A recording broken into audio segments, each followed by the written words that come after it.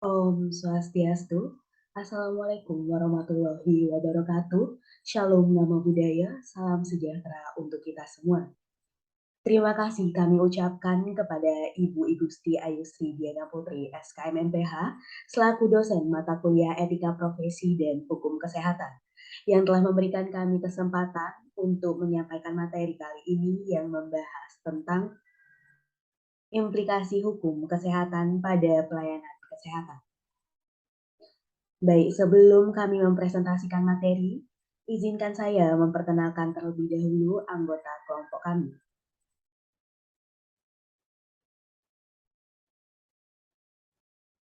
Baik, untuk yang pertama ada Igusti Ayu Aryani Danawati, saya sendiri dengan NIM 096, Niputu Aprilianti dengan NIM 10001, Niputu Mirah Maniswari dengan NIM 126. Selanjutnya,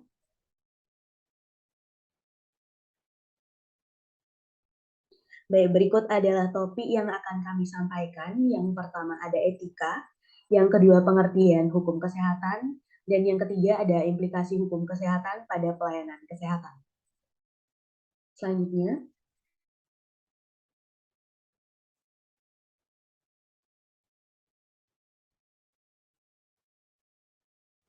baik, langsung saja untuk materi pertama akan saya sampaikan mengenai etika.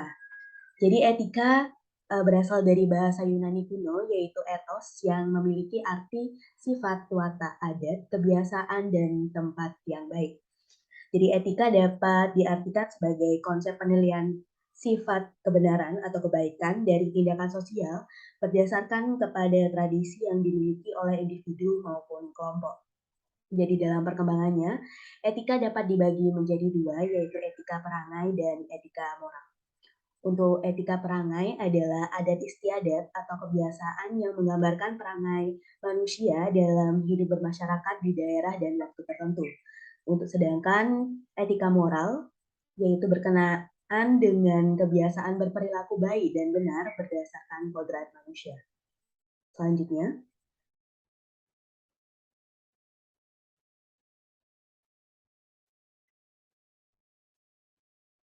baik, selanjutnya di sini yaitu pengertian hukum kesehatan yang dimana yang pertama berdasarkan UU RI nomor 23/1992 tentang kesehatan, yang dimana hukum kesehatan adalah semua ketentuan hukum yang berhubungan langsung dengan pemeliharaan atau pelayanan kesehatan. Sedangkan berdasarkan anggaran dasar Perhimpunan Hukum Kesehatan Indonesia atau Perhubki, menyatakan bahwa hukum kesehatan adalah semua ketentuan hukum yang berhubungan langsung dengan pemeliharaan atau pelayanan kesehatan dan penerapannya. Selanjutnya, selanjutnya yaitu implikasi hukum kesehatan pada pelayanan kesehatan. Dalam implikasi hukum kesehatan pada pelayanan kesehatan di sini, kami akan membahas perjanjian dan transaksi terapeutik. Selanjutnya,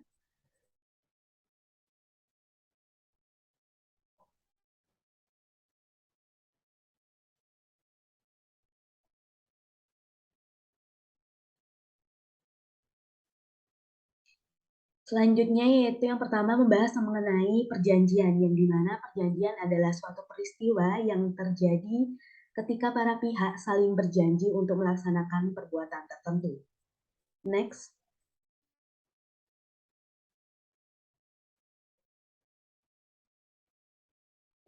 Baik, di sini ada pengertian perjanjian yang dimana untuk pengertian perjanjian sendiri dapat dikemukakan oleh para ahli ataupun pakar hukum. Yang dipaparkan di sini yaitu beberapa pakar hukum yang mengemukakan pandangannya mengenai pengertian perjanjian. Untuk yang pertama, berdasarkan Wirjono Projodipuro, menyatakan bahwa perjanjian adalah suatu perbuatan hukum mengenai harta benda kekayaan antara dua pihak, dalam mana satu pihak berjanji atau dianggap tidak berjanji untuk melakukan suatu hal atau tidak melakukan suatu hal, sedangkan pihak yang lain berhak untuk menuntut pelaksanaan janji tersebut. Dan berdasarkan Yahya Harahap, menyatakan bahwa perjanjian mengandung suatu pengertian yang memberikan suatu hak pada suatu pihak untuk memperoleh prestasi dan sekaligus mewajibkan para pihak lain untuk menunaikan prestasi tersebut. Dan berdasarkan pandangan dari Subekti, perjanjian adalah suatu peristiwa di mana seseorang berjanji kepada orang lain atau di mana dua orang atau lebih saling berjanji untuk melakukan sesuatu.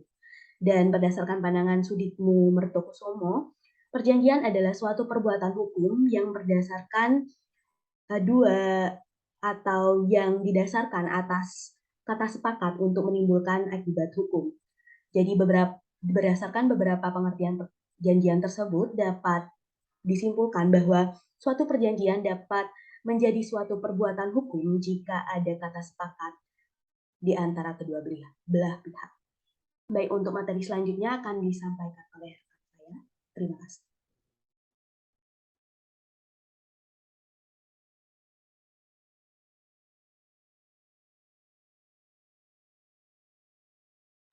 Baik, mohon izin untuk melanjutkan presentasi mengenai unsur-unsur dari perjanjian.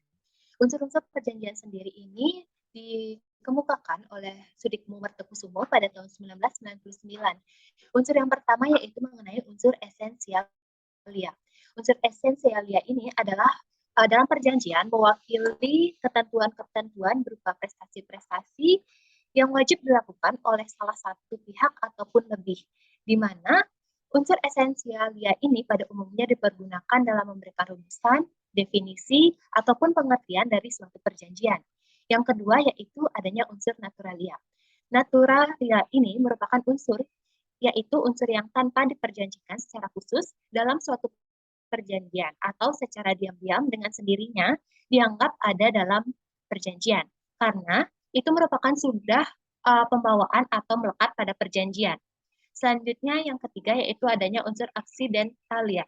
Unsur aksidentalia ini merupakan unsur pelengkap dalam suatu perjanjian, yang dimana merupakan ketentuan-ketentuan yang dapat diatur secara menyimpang oleh para pihak, yang merupakan persyaratan khusus yang dilakukan secara bersama-sama oleh para pihak.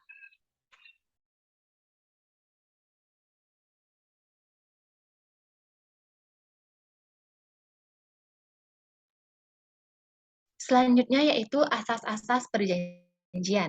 Asas-asas perjanjian ini sendiri terdapat 5 asas. Yang pertama yaitu asas konsensualisme. Untuk asas konsensualisme ini diatur pada pasal 1320-1 KUHP Perdata, di mana menyatakan bahwa perjanjian terbentuk karena adanya perjumpaan kehendak atau konsensus dari pihak-pihak. Di mana dimaksudkan di sini adalah bahwa perjanjian terbentuk karena adanya perjanjian pada pokok dapat dibuat bebas dan tidak terikat bentuk ataupun tercapai tidak secara formil, tetapi cukup melalui konsensus belaka. Selanjutnya yaitu adanya konsensus bebas berkontrak, di mana perjanjian para pihak menurut kehendak bebas melakukan perjanjian dan setiap orang mengikat diri dengan siapapun yang ia hendaki, di mana para pihak juga dapat dengan bebas menentukan cakupan, isi, serta persyaratan dari suatu perjanjian dengan ketentuan bahwa perjanjian tersebut tidak boleh bertentangan dengan peraturan perundang-undangan. Untuk asas kebebasan berkontrak ini diatur pada pasal 1338 ayat 1. Selanjutnya yaitu asas personalia. Untuk asas personalia ini diatur pada pasal 1315 KUHP Perdata, di mana yang menyatakan bahwa perjanjian yang dibuat oleh seseorang dalam kapasitasnya sebagai individu hanya akan berlaku atau mengikat untuk dirinya sendiri.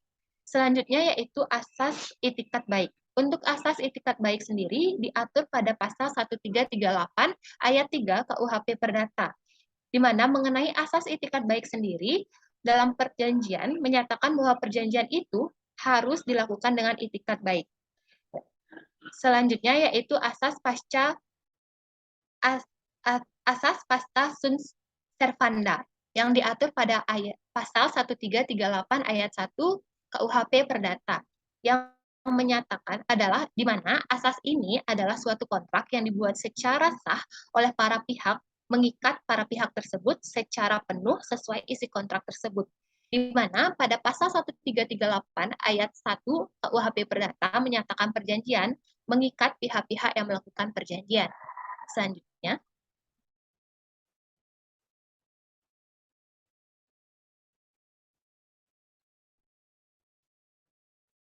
syarat-syarat adanya perjanjian. Untuk syarat-syarat perjanjian ini diatur dalam pasal 1320 KUHP Perdata, di mana yang pertama yaitu sepakat mereka yang mengikat dirinya. Yang dimaksud di sini adalah suatu syarat yang logis yang karena dalam perjanjian setidak-tidaknya ada dua orang yang saling berhadapan dan mempunyai kehendak yang saling mengisi. Artinya, suatu perjanjian ini lahir karena adanya kesepakatan antara para pihak yang mengadakan perjanjian. Yang kedua, yaitu syarat kecakapan bertindak untuk membuat suatu perjanjian. Yang dimaksud di sini adalah kecakapan atau kemampuan untuk melakukan perbuatan hukum. Selanjutnya, yaitu adanya objek atau suatu hal tertentu, yang bahwa menjadi objek dari perjanjian adalah prestasi. Untuk prestasi yang dimaksud di sini adalah pokok perjanjian tersebut, di mana prestasi adalah apa yang menjadi kewajiban dan apa yang menjadi hak. Selanjutnya, yang keempat, yaitu suatu sebab yang halal, yaitu sah atau tidaknya kuasa dari suatu perjanjian ditentukan saat perjanjian itu dibuat. Selanjutnya,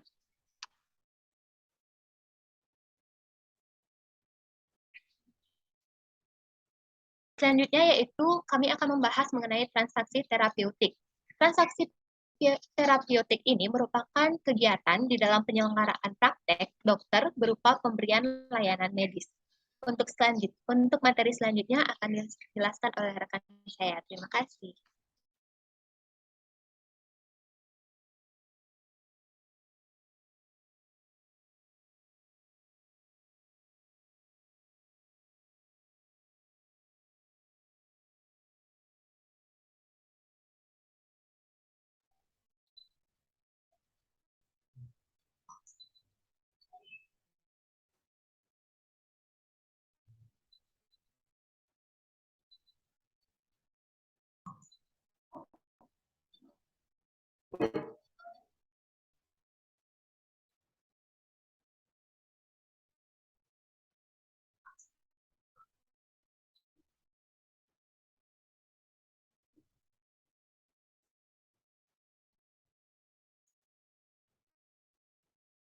Terima kasih atas waktunya. Di sini saya akan menjelaskan mengenai asas transaksi terapeutik. Yang pertama, ada asas legalitas. Asas ini tersirat pada pasal 23 Undang-Undang Nomor 36 Tahun 2009 tentang kesehatan yang menyatakan bahwa tenaga kesehatan berwenang untuk menyelenggarakan pelayanan kesehatan sesuai dengan bidang yang dimiliki. Yang kedua, ada asas keseimbangan. Menurut asas ini, penyelenggara pelayanan kesehatan harus diselenggarakan secara seimbang antara kepentingan individu dan material dan spiritual. Yang ketiga, ada asas tepat waktu. Di dalam asas ini cukup penting karena keterlambatan tenaga medis dalam menangani pasien dapat menimbulkan kerugian bagi pasien dan bahkan bisa mengancam nyawa pasien itu sendiri. Selanjutnya, yang keempat, ada asas itikat, yaitu asas ini berpegang teguh pada prinsip etis berbuat baik yang perlu diterapkan dalam pelaksanaan kewajiban tenaga medis terhadap pasien. Yang kelima, ada asas kejujuran. Asas ini merupakan dasar dari terlaksananya penyampaian informasi yang baik dan benar oleh pasien maupun tenaga medis dalam berkomunikasi. Selanjutnya ada asas kehati-hatian. Sebagai seorang yang profesional di dalam bidang medis, harus didasarkan atas ketelitian dalam menjalankan fungsi dan tanggung jawabnya. Karena kecerobohan dalam bertindak dapat berakibat terancamnya jiwa pasien. Selanjutnya ada asas keterbukaan. Pelayanan medis yang berdaya guna dan berhasil hanya dapat tercapai apabila ada keterbukaan dan kerjasama yang baik antara tenaga medis dan pasien dengan berlandaskan sikap yang saling percaya. Selanjutnya ada dasar hukum transaksi terapeutik. Di dalam perundang-undangan yang berlaku di Indonesia sampai saat ini tentang perikatan diatur dalam buku 3 KUH Perdata yang digunakan pada sistem terbuka. Menurut pasal 1319 KUH Perdata, yang berbunyi semua perjanjian, baik yang mempunyai suatu nama khusus maupun yang tidak terkenal dengan suatu nama tertentu, tunduk pada peraturan umum dan yang termuat dalam bab ini dan bab yang lalu. Selanjutnya, dasar hukum transaksi terapeutik. Yang pertama, yaitu untuk sahnya perjanjian harus dipenuhi syarat-syarat yang termuat pada pasal 1320 KUH Perdata dan akibat yang ditimbulkan diatur pada pasal 1338 KUH Perdata yang mengandung asas pokok hukum perjanjian. Yang kedua, yaitu dihubungkan dengan ketentuan pasal 1339 dan pasal 1347 bab 2 buku 3 KUH Perdata. Dari ketentuan pasal ini dapat disimpulkan bahwa perjanjian merupakan salah satu sumber dari perikatan dan perikatan dapat ditimbulkan dari perjanjian. Bukan hanya perjanjian yang dapat menimbulkan perikatan, tetapi ketentuan dari perundang-undangan juga dapat menimbulkan perikatan. Yang ketiga, yaitu berdasarkan pasal 1233 KUH Perdata, menyatakan bahwa tiap-tiap perikatan dapat dilahirkan baik karena perjanjian maupun karena undang-undang. Selanjutnya yaitu tujuan transaksi terapeutik. Yang pertama yaitu meringankan penderita. Oleh karena tindakan medis yang dilakukan dalam penyembuhan penyakit dan pemulihan kesehatan pasien harus secara nyata ditunjukkan untuk memperbaiki keadaan pasien agar keadaan kesehatan pasien lebih baik daripada sebelumnya. Yang kedua, yaitu menyembuhkan dan mencegah penyakit. Dalam hubungan ini, pemberi pelayanan kesehatan berkewajiban untuk memberikan bantuan pelayanan kesehatan. Yang ketiga, yaitu mendampingi pasien. Di dalam pengertian ini termasuk juga mendampingi menuju kematiannya. Kegiatan mendampingi pasien ini seharusnya sama besar dengan kegiatan untuk menyembuhkan pasien. Selanjutnya ada akibat hukum para pihak dalam kontrak terapeutik. Terdapat 3 macam perjanjian yang terbentuk akibat kontrak terapeutik. Yang pertama, ada perjanjian untuk jasa-jasa tertentu. Yang kedua, yaitu perjanjian kerja atau perburuhan. Yang ketiga, perjanjian pemborongan pekerjaan.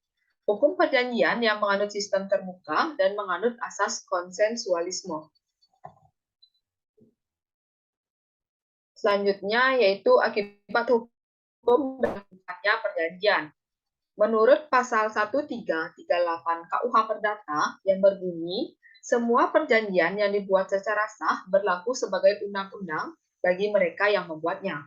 Suatu perjanjian tidak dapat ditarik kembali selain dengan kesepakatan kedua belah pihak atau karena alasan-alasan yang cukup oleh undang-undang yang dinyatakan cukup untuk itu. Yang kedua, yaitu menurut pasal 1339 KUH Perdata yang berbunyi, suatu perjanjian tidak hanya mengikat untuk hal-hal yang dengan tegas dinyatakan di dalamnya, tetapi juga untuk segala sesuatu yang menurut sifat perjanjiannya diharuskan oleh kepatutan, kebiasaan, atau undang-undang. Sekian pemaparan materi dari saya. Waktu dan tempat saya persilakan kembalikan ke moderator. Terima kasih.